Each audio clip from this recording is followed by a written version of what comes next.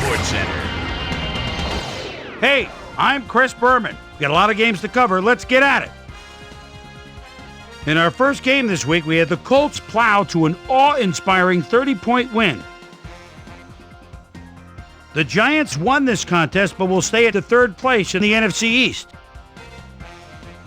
In an AFC South matchup, we had the Texans win their fourth game of the year.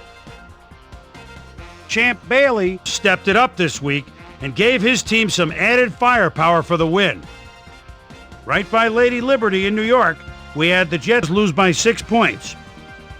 Michael Jenkins pulled down 100-plus receiving yards and helped his Falcons beat the Saints. Ravens, Steelers. Number 13 is always tough to cover inside the red zone. The ball at the 18-yard line, and there's a little room at the 2. Touchdown! The Ravens go on to win this by the final score of 44-21.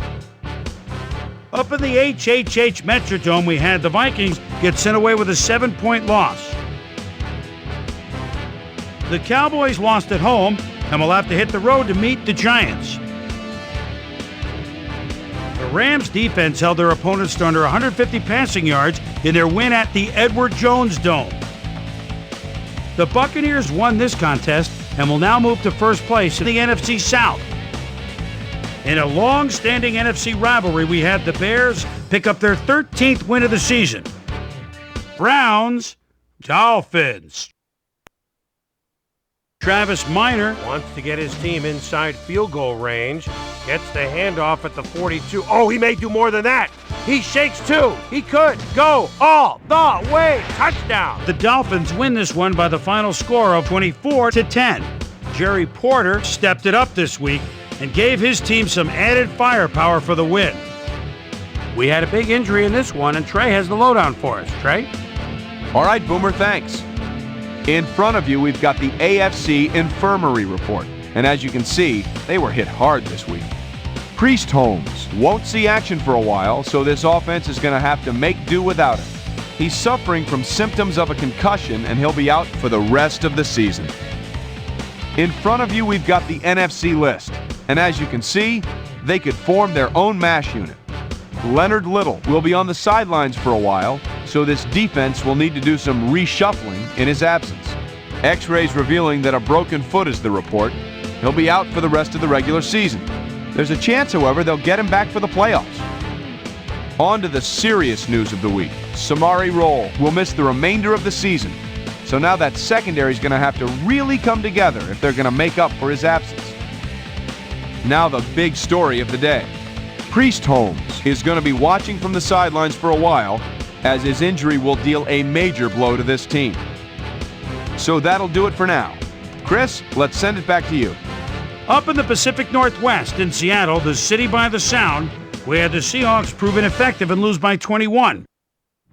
And last but not least, we had the Bills come away victorious.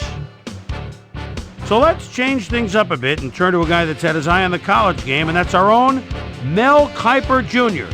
He joins us now. Mel, your work never ends, I know. Believe me, I know better than anybody else. But it's never too early to start thinking about next year's draft, is it? Well, you're absolutely right. And with the college bowl season upon us, a lot of guys view their upcoming bowl game as more or less an open audition for NFL scouts everywhere. Player is one guy I look at who's come a long way the past couple of years to be where he is now.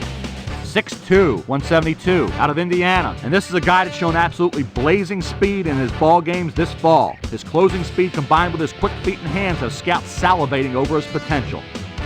Wilkin is another guy whose play is making NFL scouts sit up and take notice. He's very active for a linebacker and possesses both the speed to stay with receivers and also the strength to be a factor in stopping the run.